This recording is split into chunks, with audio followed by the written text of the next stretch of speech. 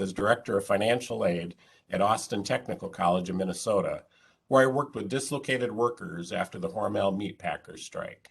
It's a pretty humbling experience sitting across a desk talking to a person my age now, in their late 50s, who are wondering how do they find a way to support themselves, their families, and make their house payments. And we understood higher education, whether it's technical college, community college, or four-year university, can make all the difference. During my later roles as Vice President for Student Affairs, Vice President for University Advancement, and now Chancellor, I've developed a reputation for innovation, community engagement, strategic partnerships, and successful fundraising, and always as a passionate advocate for students who deserve at least as good an opportunity as each of us have had. Government relations has always been a part of my job responsibilities since the day I stood on those Capitol steps in the spring of 1983. I'm attracted to this position because I believe I can make a difference for the students, faculty, and staff of the UW system and for the people of the state of Wisconsin. The biggest challenge the state of Wisconsin will face in the next 2 decades is attracting talent to drive our economy and our communities. It needs innovation and research to solve real-world problems. It needs to ensure that everyone has the opportunity to achieve their dreams. Wisconsin must close the opportunity gap that exists for communities of color and for others who are underrepresented on our campuses.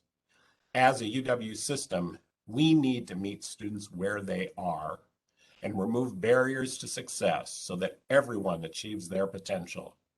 Wisconsin's success is tied to the success of its people. We all do better when we all do better. The state of Wisconsin needs the UW system now more than ever because we are uniquely positioned to deliver on this phase of the Wisconsin idea. I'm drawn to this position because I believe I can tell that story, build these relationships, and help unleash the true power of our campuses. So there's a little bit about me. Thanks, Chancellor. And just so everybody knows, I began recording the session as well. So we'll go to questions. Kelly. Hi, I'm Kelly with the State Journal. My first question is pretty broad. What can you bring to this job that nobody else can? I don't know that I'm the unique person in the world, but I do bring a different perspective. As I mentioned in kind of my overview, I'm completely driven by the opportunities that higher education can provide for students and trying to maximize the experience they have. Higher ed needs to continue to evolve. You know, back in my day, study abroad was only a pipe dream. The idea of undergraduate research didn't exist, or any of the other high impact experiences that are core to an Eau Claire, and frankly, most of the Wisconsin schools focus on that. So I bring that student focus to the table. The other thing that's a little unusual about me is I've worked in most different sectors of higher education. I greatly value the role of technical colleges in the state of Wisconsin because I spent almost 12 years of my career working at one. They play an important role. It shouldn't be adversarial, it should be collaborative. And I've always enjoyed working with our technical college partners. The other piece is, frankly, having almost 40 years of government relations experience. I have successfully worked with legislators of both parties. I pride myself in having the opportunity to bring people together. I think we've shown that in the Chippewa Valley, where we've always had a united legislative support from both parties, from leaders, from all over this region for the issues that the UW Eau Claire has been focusing on. And I also have been known to work very collaboratively with the rest of the UW system. So I think I bring that internal perspective, but I also bring in that drive for constant innovation. I can point to many examples of many of the things we've done at UW Eau Claire that have really gotten national attention from the how we've designed things. I believe we must squeeze every ounce of value of every dollar entrusted to us by the state of Wisconsin, from our students and from our parents and benefactors. And frankly, as we move forward, we need to look ways for collaborative partnerships. How do we get far more for our money by bringing those opportunities together? It's all about trying to identify where people's interests align and building that connection. I plan to barnstorm the state to meet with as many business and organization and civic leaders in the first 100 days that I can. When I started at UW Eau Claire, July 1, 2013, said, hey, the students and faculty don't show up until around September 1st, at least not in full numbers. So I asked our staff, I said, I want to meet with 50 CEOs in the first 50 days. I need to know directly from them, how are we doing as a university? What kind of skills do you value from the students that you're hiring? And what can we do to do better? And I even heard back in 2013, the only thing holding back businesses from expanding and creating more jobs is that access to the talent. So I think we need to roll up our sleeves and not only meet the talent in Eau Claire, but most importantly, we need to focus on many of the rural parts of the state that have been left behind. How can those rural communities maintain and keep young people while still giving them the opportunity to advance? So I'm not sure if I answered your question very well, but I have a lot of passion around this notion of how does the UW system meet the needs of the entire state, but frankly, how do we make sure every student has an opportunity to succeed? Thank you. Davey. Hi, Chancellor. I'm Davey at the Journal Sentinel. Good to see you again. Good to see you too. So this kind of goes along the lines of things you've touched upon, but according to the Illumina Foundation, only 54.7% of the state's adults have obtained an associate degree or higher. Our state faces one of the worst Black-white educational opportunity gaps, and of course there are gaps when it comes to rural areas as well. What are 3 things you think the system can do to make it so more underrepresented Wisconsinites have access and thrive in higher education? As I said, we need to meet people where they are. You know, we need to take a good look at our systems and what is it that's creating the opportunity gaps on our campus. If it's a traditional student, we need to be working more closely with the K-12 system to make sure that we're part of that solution, because we're preparing most of the state's future teachers. I have strong relationships with the area school districts in this region. In fact, the WEDIC grant that was awarded to UW-Eau Claire only a month or so ago really focuses particularly on rural education and how we can help meet those needs. On our campus, I've prioritized making sure that we close the opportunity gap. I don't know of many universities across the country that says our goal in the next 5 years is to close that gap. We have a public dashboard. We've been working in a very focused way on identifying what those issues are. And frankly, if you look at our dashboard, you'll find that we've not only closed that gap, we've exceeded it in some years. In some years it drops, so it moves around a little bit, but we're continuing to experiment and learn. A big piece of that is to not assume that every person of color comes to the institution at a deficit. Each person of color is very different. And what offends me is when we start talking about the diversity community as being monolithic. It's all about how we meet people where they're at, helping to assess where their skills are, and to make sure they have the support systems necessary to help them be successful. College should not be about washing people out.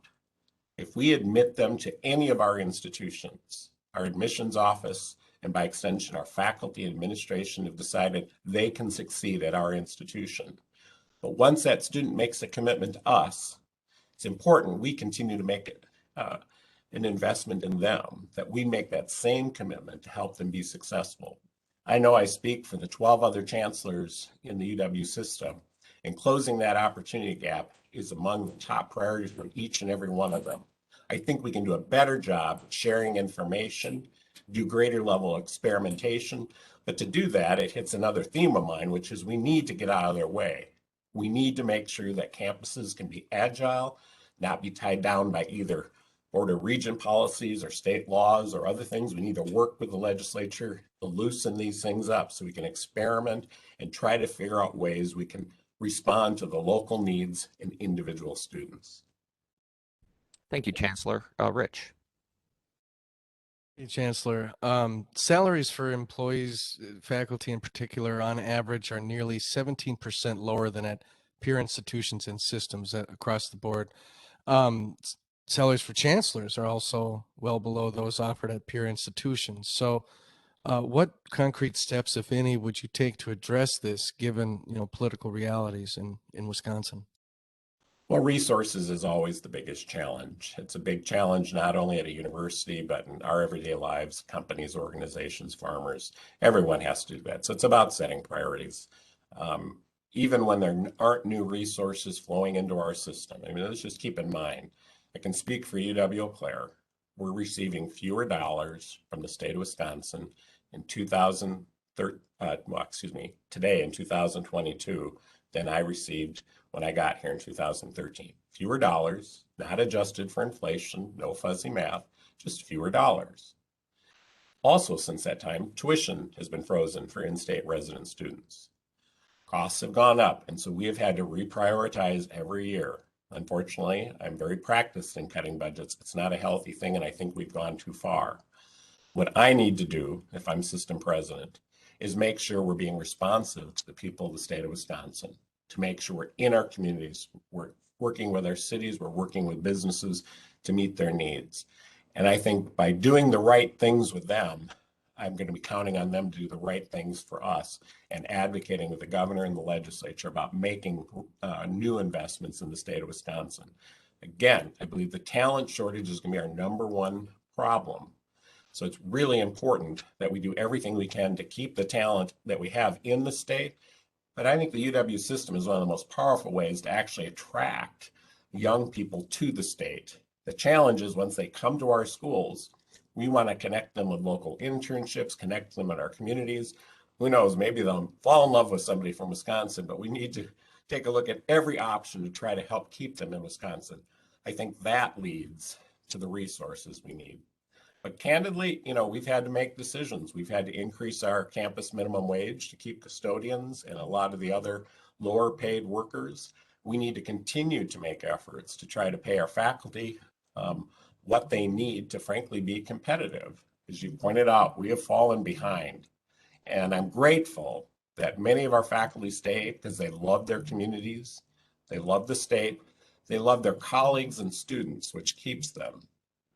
But we can't live on our reputation forever. We must make new investments, including salaries, to keep, attract, and retain the best faculty in the world, frankly. Thank you, Scott. Great. Scott Bauer with the Associated Press. Thanks again for taking time to answer our questions. I wanted to ask you about how you'd work with the legislature, but I think you addressed that in your opening comments. So instead, I guess I'd ask, why is someone like you, who's spent your professional career in higher education, a better choice than maybe a candidate who comes from the outside with a different perspective? I always support different ideas. I tend to take a very non-traditional approach to hiring, even on my own campus. I believe we can learn a lot from the private sector, and I think there's a role for it. And I think we've seen in the country that people from the private sector can be very successful in these positions. You can also see where some have been challenged. I think the advantage I have, particularly being an internal candidate, is I know the UW system. I have pretty strong opinions about what works, what doesn't work. I already have a great relationships with my colleague chancellors. I'm in touch with statewide policymakers, members of the legislative leadership, the governor, and others. And I've been working on these issues for a long time. I'm unusual. I've been an administrator my whole career. So you're getting a lot of experience as somebody that knows how to reshape and reinvent structures. When we were faced with the 2015 budget cut, it was the worst the system's ever had. We ended up eliminating 15% of the full-time positions on our campus. That was a huge cut. We developed rapid action task forces to reimagine systems. I don't believe in cross-the-board cuts. We did a consolidation in facilities, which was much needed.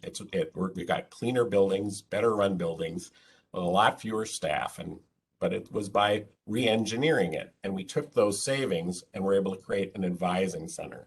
So we need to take a look at how we can minimize things that don't directly improve student outcomes and reinvest them in the areas that can improve student outcomes.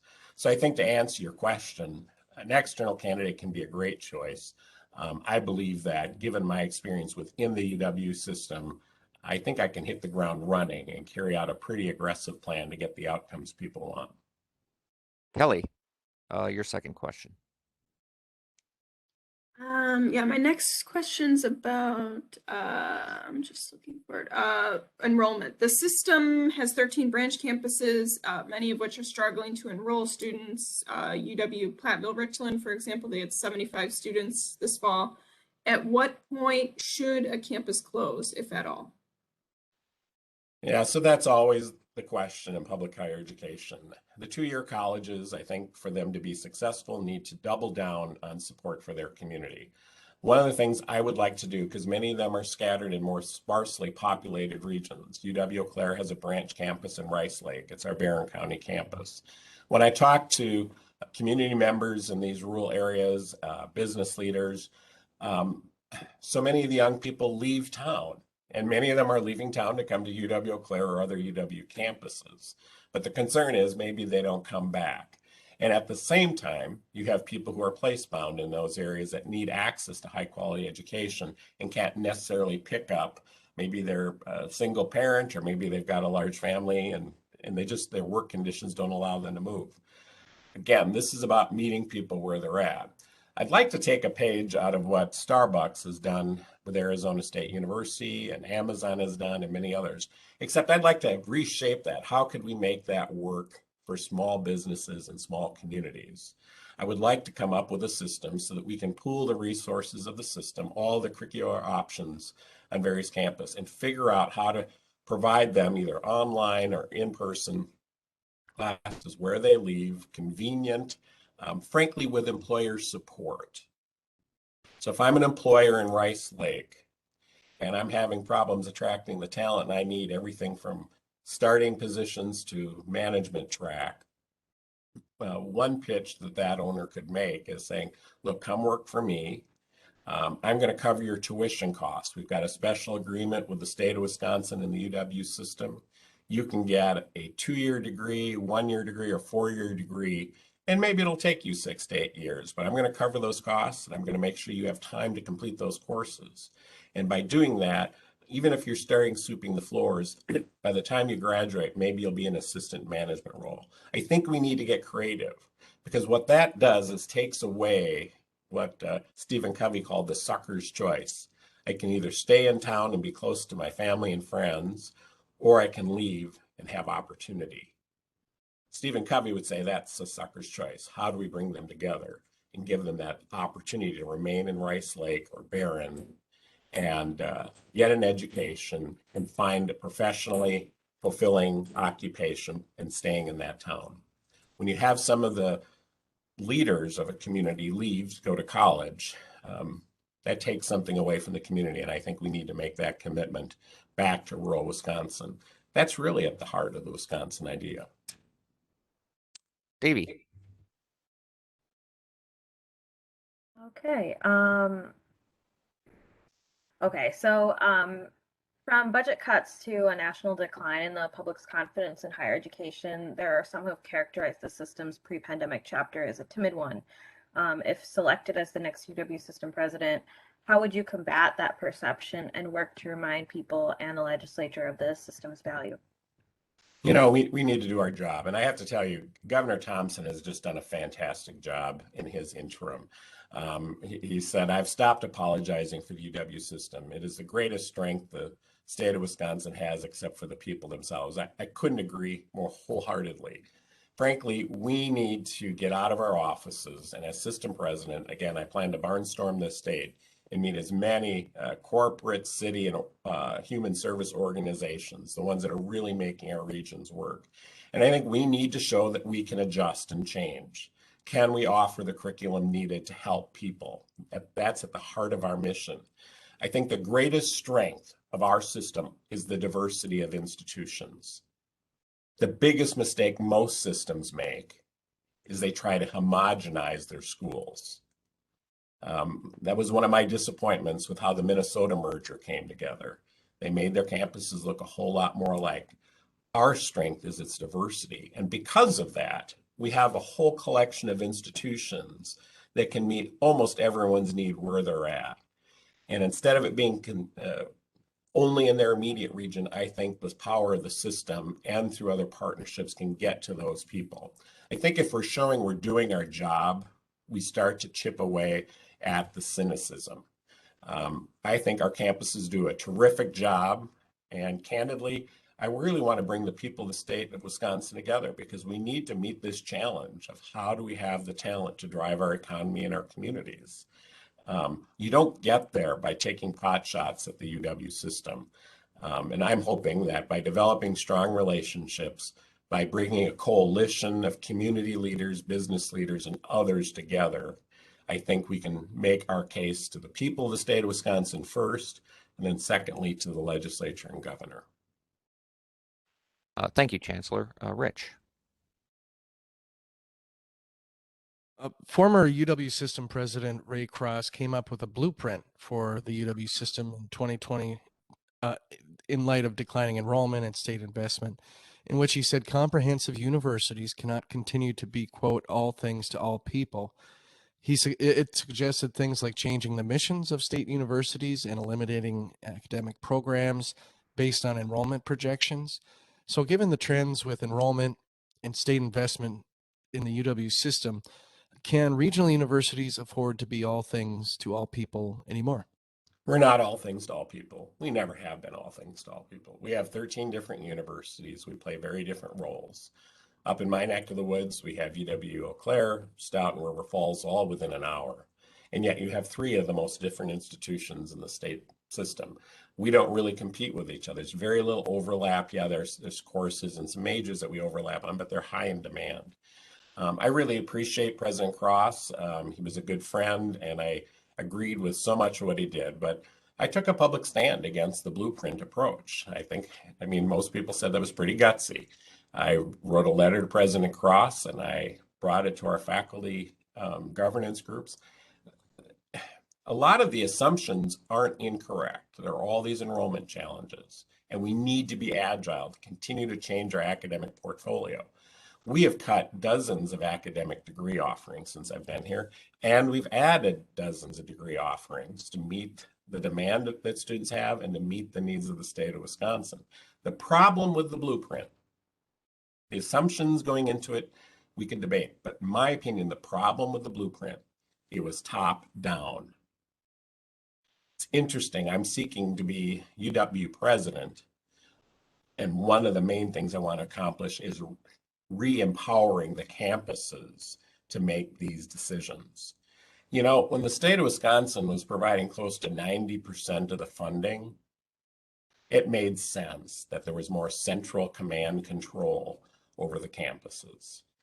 But today, when the state of Wisconsin's picking up between 10 and 20% of the budget, depends on the institution, I think we need to move from kind of a centralized command economy to a more locally focused market economy. Because in the end, these campuses and my colleague chancellors are very aware where their bread is buttered. And it's by meeting the needs of their communities and attracting the students who frankly are going to be the ones paying the bills. And so I think the blueprint had some interesting ideas in it, but its biggest problem, it was focused at a top-down model. I think I want to turn that around, re-empower those local campuses.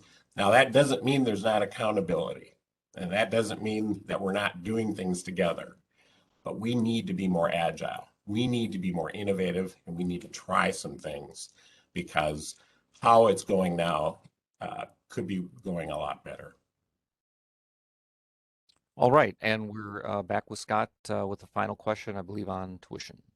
Yeah, I wanted to get your thoughts on tuition coming off an 8-year freeze. Do you feel like tuition is where it should be? Does it need to be raised, reevaluated every year or two? How do we even approach tuition?